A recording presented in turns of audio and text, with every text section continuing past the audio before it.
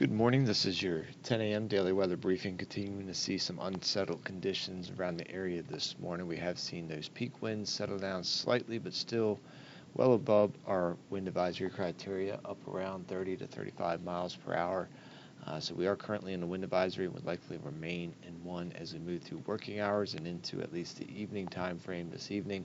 Otherwise, continuing to see on and off light rain with some pockets of heavier rain moving through the area. And we do have some lightning just off to our south and southeast, so we will have a potential for lightning as we move through the day, as well as we continue with this unsettled weather pattern with an area of low pressure to our south. Taking a look at the current surface analysis, we can see that area of low pressure just off the Carolina coast, and we're seeing that move slightly north-northwestward slowly and that will continue as we move through the next 24 hours. We do see most of the rain and storm activity off to the north and northwest of this system. So as that moves closer to the area, we will see much of that activity move off north and northwest of our area as that center becomes co-located with the Wallops area, particularly as we get into the morning hours tomorrow and through much of the day tomorrow as that system continues to weaken.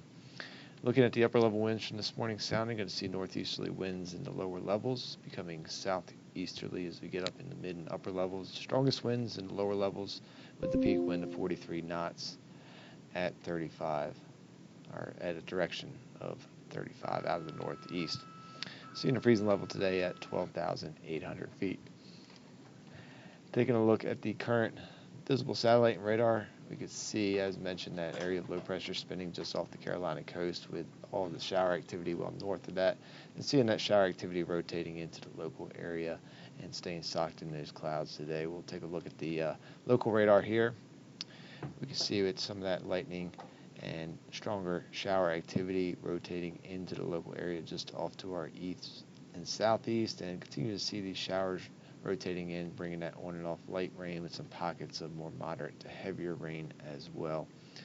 So chance of seeing a lightning advisory or lightning warning as we move through the next few hours as some of this activity rotates through the area. Take a look at our high resolution model for what we can expect as we move through the day today and into the next couple of days.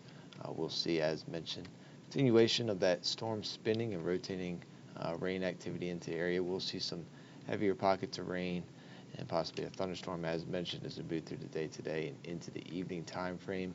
As we get into the overnight time frame, particularly as we pass the midnight time, we'll see that center located closer to the Wallops area, and that's going to push a lot of the precip activity off to the north and west of that center and start to see things drying out in the local area.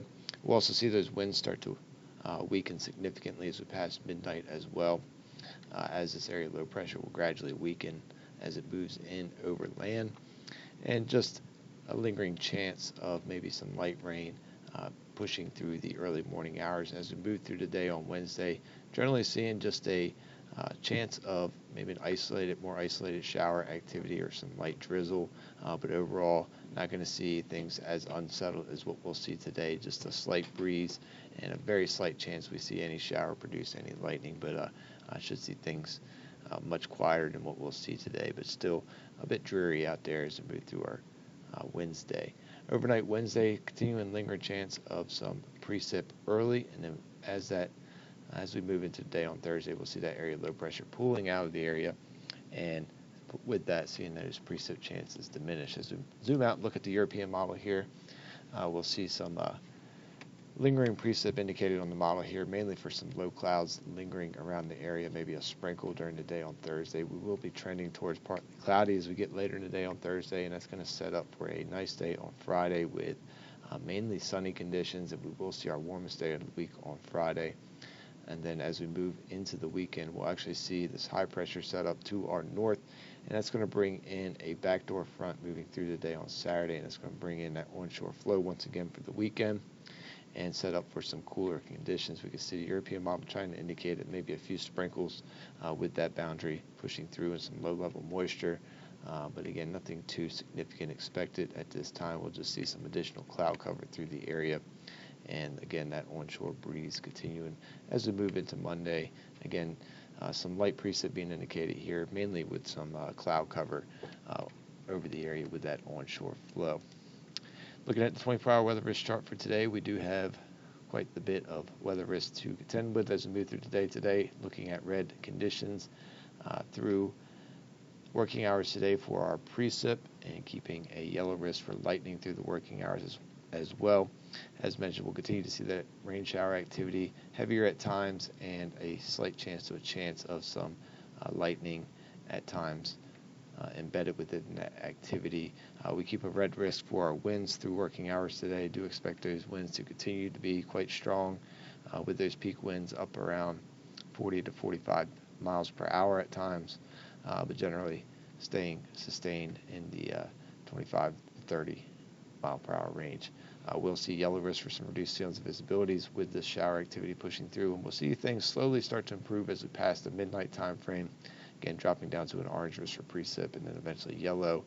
We drop out of our lightning probabilities back to green for that, and we'll see those winds significantly dropping off and turning more southeasterly around 7 to 12 knots as we move into the start of the day on Wednesday. Tides are running a foot to a foot and a half above normal with the onshore flow.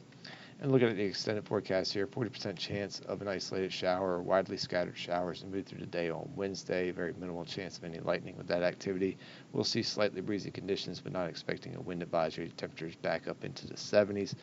We stay into the mid to upper 70s for Thursday as we gradually start to see the clouds clearing out of here. Maybe a sprinkle, about a 10% chance of seeing a sprinkle around the area, but otherwise things quieting down as we move into the end of the week. And then mostly sunny. Warm day for Friday with a high around 83 degrees. Then we're back into the mid-70s with that backdoor front pushing through for the weekend and into the beginning of next week with mainly partly cloudy skies, slightly breezy for Saturday. A bit more in the way of cloud cover as we move through Sunday, and then back to partly cloudy conditions as we move into our Monday.